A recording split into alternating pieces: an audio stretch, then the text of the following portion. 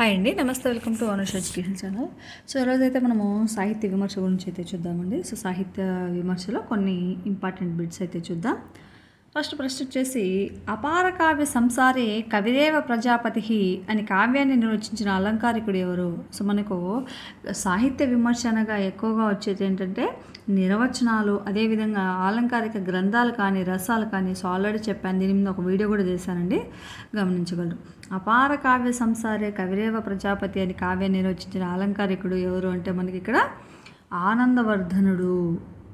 అపార కావ్య సంసారే కవిరేవ ప్రజాపతి అని.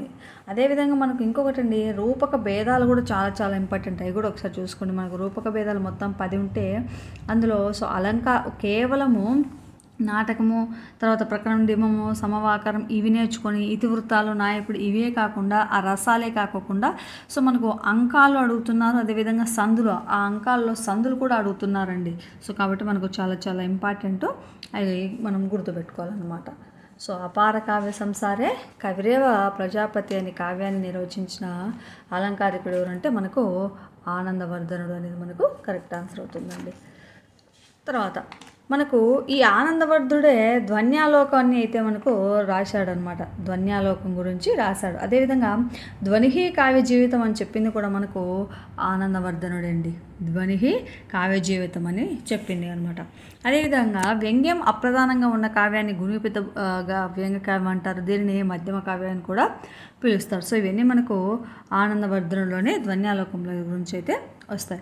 అదేవిధంగా ఈ ఆనందవర్ధనుడు ధ్వన్యాలోకానికే లోచనం అంటే విమర్శ లాంటిది రాసింది ఎవరంటే మనకు అభినవగుప్తుడు అనమాట. సో అది కూడా మనకు చాలా చాలా ఇంపార్టెంట్. అట్లే ధ్వన్యాలోకం మనకు అభినవగుప్తుడు రాస్తే దానిని ఆంధ్ర ధ్వన్యాలోకం అనే పేరుతో వేదాల తిరువెంగళాచార్యులు అయితే మనకు తెలుగులోకి ఆంధ్ర ధ్వన్యాలోకం పేరుతో రాయడం అయితే జరిగిందండి. తర్వాత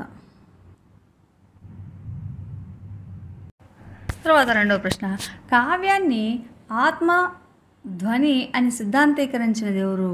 కావ్యాన్ని ఆత్మ ధ్వని అని సిద్ధాంతీకరించింది ఎవరు?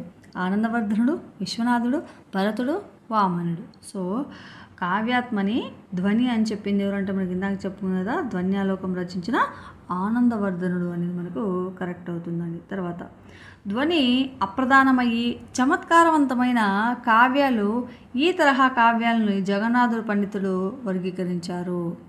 ధ్వని అప్రధానమయ్యి చమత్కారవంతమైన కావ్యాలు, ఈ తరహా కావ్యాలని జగన్నాథ పండితులు వర్గీకరించారు. మధ్యమ కావ్యము, ఉత్తమ కావ్యము, ఉత్తమోత్తమ కావ్యము మరియు అధమ కావ్యము. సో మనకు ఇక్కడ కరెక్ట్ ఆన్సర్ వచ్చేసి ఉత్తమ కావ్యము అనేది కరెక్ట్ అవుతుందన్నమాట. తర్వాత కావ్యం యశసేర్థ కృతే వ్యవహార విధే శివేతరక్షతియే సద్య పరనిర్వృత్తియే కాంతాసంహిత తయోపదేశయుజే అని కావ్య ప్రయోజనాన్ని ఆప్షన్ చూస్తే భామహుడు, విశ్వనాథుడు, దండి, మమ్మటుడు. కరెక్ట్ ఆన్సర్ వచ్చేసి మమ్మటుడు అనేది కరెక్ట్ అవుతుందండి. అదేవిధంగా మనకు మమ్మటుడు యొక్క రచనలు కూడా తెలుసుకోవాలన్నమాట. సో మమ్మటుడు మనకు కావ్య ప్రకాశము అనే అలంకారిక గ్రంథాన్ని కూడా ఆయన రాశాడు. అదేవిధంగా లోకోత్తర వర్ణన నిపుణ కవితత్ కవికర్మ కావ్యం అని చెప్పింది కూడా మనకు ఎవరంటే మనకు మమ్మటుడే. తర్వాత ప్రశ్న, శబ్దార్థవు కావ్యం అని నిర్వచించింది. సో ఇక్కడ మనం కొంచెం కన్ఫ్యూజ్ కాకుండా ఉండాల్సింది ఏంటంటే చూడండి, శబ్దార్థవు కావ్యం అని నిర్వచించింది, అదేవిధంగా శబ్దార్థవు సహితవు కావ్యం అని చెప్పింది వేరండి. సో కొంచెము డిఫరెన్షియేషన్ ఉంటుంది, మనం తెలుసుకోవాలి. ఇక్కడ శబ్దార్థవు కావ్యం అని చెప్పింది ఎవరంటే మనకు రుద్రటుడు. అదే శబ్దార్థ సహితవు కావ్యం, సహితవు అంటే శబ్దార్థాలకు సహితం మంచి చేసేది ఏదని మనం చెప్పింది ఎవరంటే మనకు భామహుడు అవుతారు అనమాట. సో భామహుడు ఏం చెప్పాడు? శబ్దార్థవు సహితవు కావ్యం అని. అదే శబ్దార్థవు సహితవు కావ్యం అంటే రుద్రటుడు, శబ్దార్థవు సహితవు కావ్యం అంటే మనకు భామహుడి కిందకి వస్తుంది. తర్వాత పద్యస్ఫూరణ ఏమాత్రం లేనట్టి దీర్ఘ సమాసాలు గల గద్య కావ్య భేదమేది? ముక్తకము, చూర్ణకము, ఉత్కలిక, పద్యగ్రంథి. మనకి ఇక్కడ కరెక్ట్ ఆన్సర్ వచ్చేసేది అంటే ఉత్కలిక అనేది అవుతుందన్నమాట. సో పద్యస్ఫురణ లేనట్టి దీర్ఘ సమాసాలు గల గద్య భావం. అంటే దీంట్లో గద్య భాగమే ఉంటుంది, అదేవిధంగా దీర్ఘ సమాసాలు కూడా ఉంటాయి. సో అట్లా దీర్ఘ సమాసాలు కలిగి ఉంటే దాన్ని ఏమని పిలుస్తామంటే మనము ఉత్కలిక అని పిలుస్తామండి. అదేవిధంగా మనకు ఈ ముక్తకము కానీ చూర్ణకము కానీ పద్యగ్రంథి కానీ ఇవి చాలా ఇంపార్టెంట్. మనకు వృత్తగ్రంథి కానీ చూడండి, మనకు ముక్తకము అంటే ఏంటంటే ముక్తకము అంటే సమాసాలు లేని గద్యాన్ని మనం ముక్తకము అంటారు. అదే చూర్ణకము అంటది. చూర్ణకము అంటే చిన్న చిన్న సమాసాలు. చూర్ణకంలో చిన్న చిన్న సమాసాలతో కూడిన గద్యం ఏదంటే మనకు చూర్ణకము.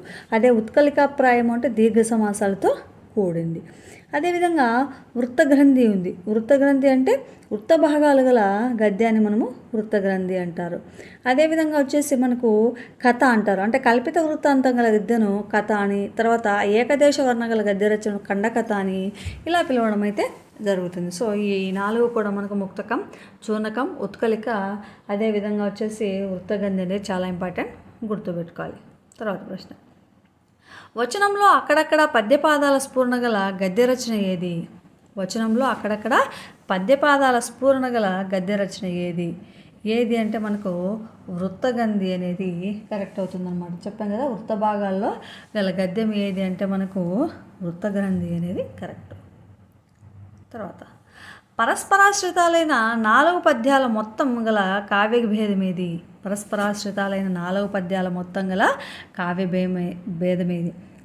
కులకం, యుగ్మకం, కలాపం, సంధానితకం. మనకు కరెక్ట్ ఆన్సర్ వచ్చేసేదంటే కలాపకము అంటారు. సో 4 పద్యాలు మొత్తం గల కావ్య భేదము ఏదంటే కలాపకం. తర్వాత ప్రశ్నలు, దొంగలు జూదగాళ్ళు పాత్రలుగా నాయకులుగా ఒకే అంకం ముగిసే దశరూపక భేదం ఏది? దొంగలు జూదగాళ్ళ పాత్రలుగా నాయకులుగా, అంటే ఈ దొంగలు జూదగాళ్ళు ఎవరైతే ఉంటారో కదా మనకు నాయకులుగా, సో అలా ఆ పాత్ర నాయకులు గల ఒకే ఒక అంకంతో ముగిసే దశరూపక భేదం ఏది?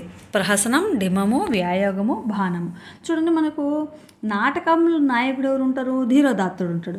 అదేవిధంగా ప్రకరణంలో ధీరోశాంతుడు, డిమంలో ధీరోదత్తుడు, సమవాకారంలో దేవదానవులు, ఈహామృగంలో ధీరోదత్తుడు, బాణంలో ధీరుడైన విటుడు కానీ, తర్వాత వీధిలో ధీరదత్తుడు కానీ, తర్వాత ప్రహసంలో పాషండాదులు అంటే వీళ్ళే అనమాట, అంటే దొంగలు జూదగాళ్ళు. సో వీళ్ళందరూ కూడా. అదేవిధంగా వచ్చేసి అంకంలో వచ్చేసి పామర్జనులు, వ్యాయోగంలో వచ్చేసి ధీరదత్తుడు. వీళ్ళందరూ కూడా మనకు రూపక భేదాలు గల నాయకులు అనమాట. సో ఇక్కడ మనకు కరెక్ట్ ఆన్సర్ ఏమవుతుందంటే బాణంలో మనకు ధీరుటైన ఉంటుందన్నమాట.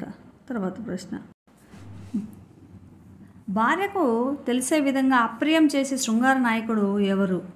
భార్యకు తెలిసే విధంగా అప్రియం అంటే అపరాధం చేసి కూడా అవమానం లేనివాడు, తర్వాత సిగ్గుపడని తప్పును చేసిన అబద్ధాలు ఆడేవాడు ఎవరంటే మనకు శఠుడు వస్తాడు అనమాట. అదేవిధంగా నాయకుకు మాత్రమే తెలిసేటట్టు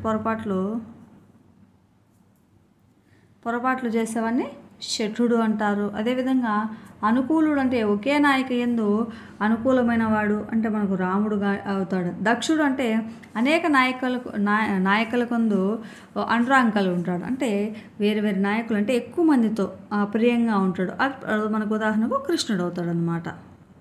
సో తర్వాత ప్రశ్న, కావ్యాత్మ భావనకు ప్రథమ ప్రవర్తకుడు ఎవరు? కావ్యాత్మ భావనకు ప్రథమ ప్రవర్తకుడు ఎవరు? భరతుడు, భామహుడు, ఆనందవర్ధనుడు, వామనుడు. మనకు కరెక్ట్ ఆన్సర్ వచ్చేసి వామనుడు అనేది మనకు కరెక్ట్. తర్వాత కావ్యాలకు ఆత్మగా భావించే రీతిత్రయంలో లేనిదేమిటి? కావ్యాలకు ఆత్మగా భావించే రీతిత్రయంలో లేనిదేమిటి? ఏది? వైదర్భి, పాంచాలి, లాటి, తర్వాత గౌడి. సో చెప్పాం కదా, మనకు ఆ కావ్యాత్మలో 3 ఏంటంటే వరుస క్రమంగా మనకు వైదర్భి, తర్వాత గౌడి, తర్వాత పాంచాలి. సో ఈ 3 కూడా మనకు కావ్యాత్మ భావనకు కావ్యాలకు ఆత్మగా భావించే రీతిత్రయం. ఈ రీతిత్రయాలు ఏంటంటే మనకు వైదర్భి కానీ, పాంచాలి కానీ, గౌడి. సో వైదర్భి అంటే ఏంటి? మనకు కోమల శృంగారం కలిగి కరుణరసాలందు ఇందులో ఉంటాయి అన్నమాట. అంటే సులభమైన రీతి మనకు వైదర్భ రీతి. అదేవిధంగా గౌడి అంటే పూర్తిగా వైదర్భి రీతికి ఆపోజిట్. అంటే ఇప్పుడు సులభమైన రీతి వైదర్భి అయితే గౌడి అనేది కొంచెం కఠినంగా దీర్ఘ సమాసాలతో కూడి ఉంటుంది.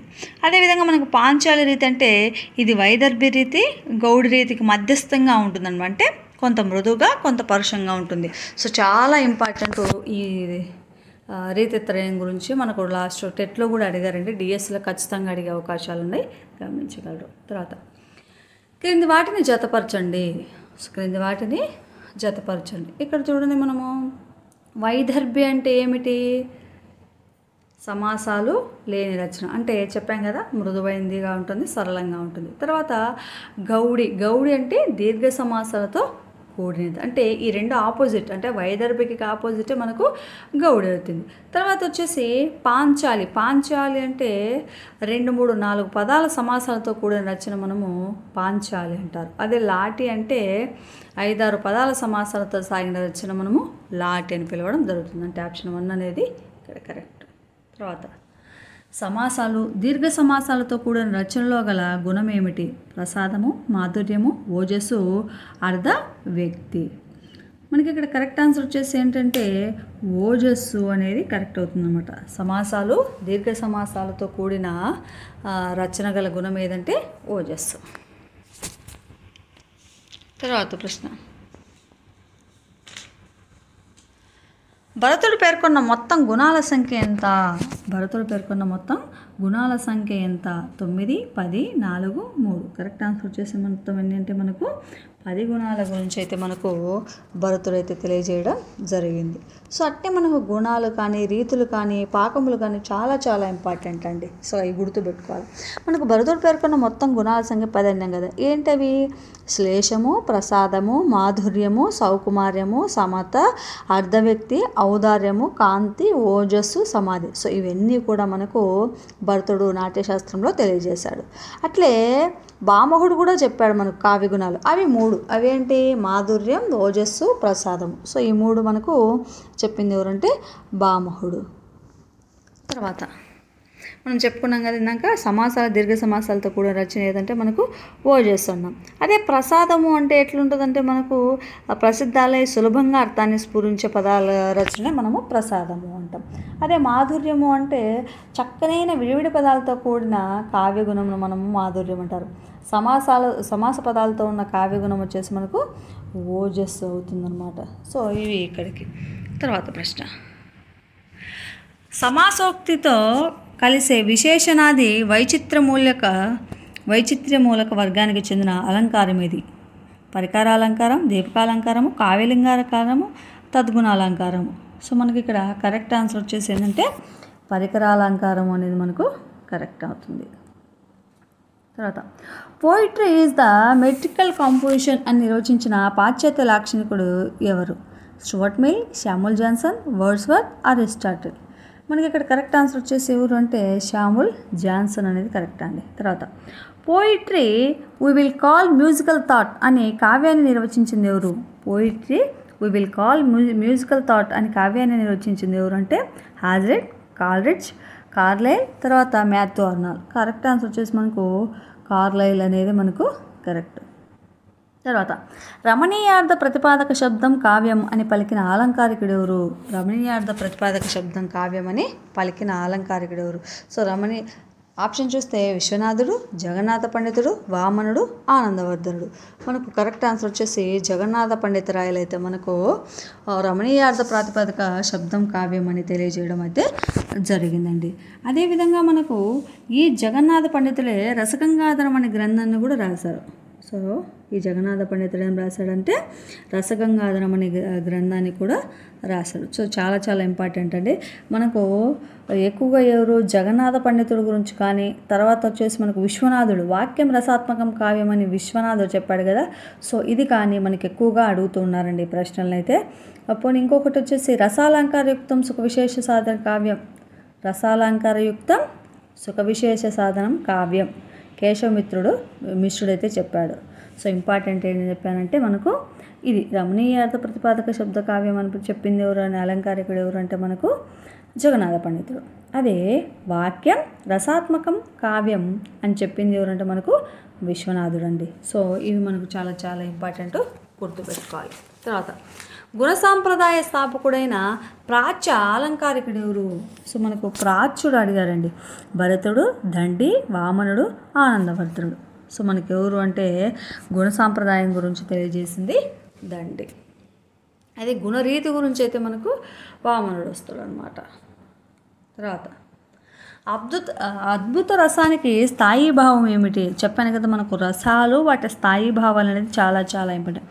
సో అద్భుత రసానికి స్థాయి భావం ఏమొస్తుంది? మనకు విస్మయం వస్తుంది అనమాట. సో అద్భుతము దానికి స్థాయి భావం వచ్చేసి మనకు విస్మయం కలుగుతుంది. అదేవిధంగా మనకు ఉత్సాహము. సో ఉత్సాహంకి వచ్చేసి మనకు ఇదేంటి ఉత్సాహం అనేది స్థాయి భావం. దేనికి? వీరరసానికి మనకు స్థాయి భావం ఉత్సాహం. అదేవిధంగా ఆశ్చర్యం, మనకు ఆశ్చర్యం అనేది దేనికి వస్తుందంటే విస్మయం. తర్వాత వచ్చేసి భయం, భయం అనేది దేనికి వస్తుందంటే భయానకానికి అయితే మనకు వస్తుందన్నమాట. తర్వాత రూపా గోస్వామి మధుసూదన సరస్వతి ప్రతిపాదించిన రసం ఏది? రూపా గోస్వామి మరియు మధుసూదన సరస్వతి ప్రతిపాదించిన రసం ఏదంటే మనకు భక్తి రసము. సో వీళ్ళు భక్తి రసం గురించి చెప్పారు. అదే వత్సల రసాన్ని స్థాపించిన ఎవరు వచ్చేసి మనకంటే విశ్వనాథుడు అనమాట. తర్వాత ప్రేయ రసాన్ని వచ్చేసి మనకు రుద్రటుడు. అదేవిధంగా మనకు సో ఇవి అనమాట మనకు ఇవి చాలా చాలా ఇంపార్టెంట్, గుర్తుపెట్టుకోవాలి. సో రసాలు స్థాయి భావాలు. తర్వాత హాస్యరస స్థాయి భావం ఏమిటి? నవ్వు, వాత్సల్యం, హాసము, స్నేహము. సో నవ్వు కాదండి, మనకేమవుతుంది హాస్యరసానికి హాసము అనేది మనకు స్థాయి భావంగా అనుకోవచ్చు. తర్వాత అపార కావ్య సంసారే కవిరేవ ప్రజాపతి అని పలికిన అలంకారికుడు ఎవరు? భరతుడు, దండి, విశ్వనాథుడు, ఆనందవర్ధనుడు. మన కరెక్ట్ ఆన్సర్ వచ్చేసి ఆనందవర్ధనుడు. అపార కావ్య సంసారే కవిరేవ ప్రజాపతి అని పలికిన అలంకారికుడు అంటే ఆనందవర్ధనుడు. తర్వాత శక్తిర్ని పునతాలోక శాస్త్ర కావ్య దవ్యేక్షణ అనే ప్రతిభ అంటే శక్తిని నిర్వచించే అలంకారిక గ్రంథం ఇది. కావ్య ప్రకాశము, కావ్యదర్శనము, ధ్వన్యాలోకము, లోచనము. మన కరెక్ట్ ఆన్సర్ వచ్చేసి ఏంటంటే కావ్య ప్రకాశము అనేది మనకు కరెక్ట్ అవుతుందండి. శక్తిని పునతాలోక శాస్త్ర కావ్యధ్యవేక్షణ అనే ప్రతిభాశక్తిని మనకు నిర్వచించిన అలంకారిక గ్రంథం ఏదంటే మనకు కావ్య ప్రకాశం. సో కావ్య ప్రకాశాన్ని మనకు రచించింది ఎవరు? మమ్మటుడు. అదే కావ్య దర్శము, మనకు కావ్య దర్శనాన్ని రచించింది వచ్చేసి మనకు దండి అవుతుందండి. తర్వాత ధ్వన్యాలోకము అనేది వచ్చేసి మనకు ఆనందవర్ధనుడు. లోచనము అనేది మనకు అభినవ గుప్తుడు. సో ఇవి మనం బాగా గుర్తుపెట్టుకోవాలి. తర్వాత వక్రోక్తి సాంప్రదాయ స్థాపకుడు ఎవరు? వామకుడు, కుంతకుడు, వామనుడు, ఆనందవర్ధనుడు. సో వక్రోక్తి అనగానే మనకు కుంతకుడు గుర్తు రావాలి. తర్వాత వాక్యం రసాత్మకం కావ్యం అని నిర్వచించినది ఎవరు? విశ్వనాథుడు, ఆనందవర్ధనుడు, జగన్నాథుడు, వామనుడు. సో మనకు వాక్యం అనగానే ఏం గుర్తు రావాలంటే విశ్వనాథుడు. అదేవిధంగా విశ్వనాథుడు వాక్యం రసాత్మకం కావ్యం అని ఇందాక చెప్పాను కదా మనకి ఇంపార్టెంట్. అదే విశ్వనాథుడు వచ్చేసి మనకు సాహిత్య దర్పణము అనే గ్రంథాన్ని అయితే అలంకారిక గ్రంథాన్ని రాశాడండి. అదే ఆనందవర్ధనుడు అయితే ధ్వన్యాలోకము, జగన్నాథుడు అంటే రమణీయార్థ ప్రతిపాదక శబ్ద కావ్యం అని చెప్పింది జగన్నాథుడు. సో ఆ జగన్నాథుడు వచ్చేసి మనకు రసగంగాధరం కానీ, అదేవిధంగా మనకు వామనుడు. సో వామనుడు కూడా మనకు రీతి గురించి తెలియజేశాడు కదా. సో వామనుడు కూడా మనకు చాలా ఇంపార్టెంట్. కావ్యాలంకార సూత్రవృత్తి గురించి తెలియజేసింది ఎవరంటే వామనుడు. తర్వాత భారతీయ పూర్వాలంకారిక పరంపరలో చివరి గొప్ప రచయిత ఎవరు? జగన్నాథుడు, విశ్వనాథుడు, కేశవమిశ్రుడు, భోజుడు. మనకి ఇక్కడ కరెక్ట్ ఆన్సర్ వచ్చేసి జగన్నాథ పండితుడు మనకు భారతీయ పూర్వాలంకార పరంపరలో చివరి గొప్ప రచయిత ఎవరంటే మనకు జగన్నాథ పండితరాయలు. తర్వాత poetry we will call musical thought అన్న పాశ్చాత్యుడు ఎవరు? కార్లైల్, కాల్రిడ్జ్, హాజ్రెట్, ఎడ్గార్ ఎలన్ పో. కరెక్ట్ ఆన్సర్ వచ్చేసి కార్లైల్. తర్వాత కలాపం వంటి కావ్య తరహా రచనలోని పద్యాల మొత్తం ఎంత? కలాపకం అంటే తరహా రచనలో పద్యాల మొత్తం ఎంతంటే మొత్తం 4 అండి. సో ఇక్కడికి మనకు పాశ్చాత్య సాహిత్య విమర్శలు అయితే సో ఇంపార్టెంట్ ప్రశ్నలు. సో ఇందులో నుంచి మనకు ఎక్కువగా 2 నుంచి 3 బిట్లు వచ్చే అవకాశాలు ఉన్నాయండి. సో వీడియోని అయితే ఖచ్చితంగా మిస్ కాకండి. నచ్చితే లైక్ చేసి షేర్ చేసి సబ్స్క్రైబ్ చేయండి. అదేవిధంగా మన ఛానల్లో విద్యా దృక్పథాలు కానీ, తర్వాత సైకాలజీ కానీ, అదేవిధంగా కొన్ని కరెంట్ అఫైర్స్ కానీ, తర్వాత మనకు సాహిత్య విమర్శ కానీ, అదేవిధంగా ప్రాచీనం కానీ, ఆధునికం కానీ వీడియోలు అయితే చేయడం జరిగింది. అదేవిధంగా మనకు 6th నుంచి ఇంటర్ వరకు టెక్స్ట్ బుక్స్లో ఉన్న ఇంపార్టెంట్ విషయాలన్నీ, అంటే మనకు నానార్థాలు కానీ, పర్యాయ పదాలు, వ్యుత్పత్తార్థాలు కానీ, అదేవిధంగా సమాసాలు, ఛందస్సు, అలంకారాల గురించి అన్నీ కూడా మన ఛానల్లో వీడియో రూపంలో అయితే ఉన్నాయి. నచ్చితే ఖచ్చితంగా సబ్స్క్రైబ్ చేసి ప్లేలిస్ట్లో ఉన్నాయి చూడండి. సో థ్యాంక్ యూ అండి. Thank you for watching videos.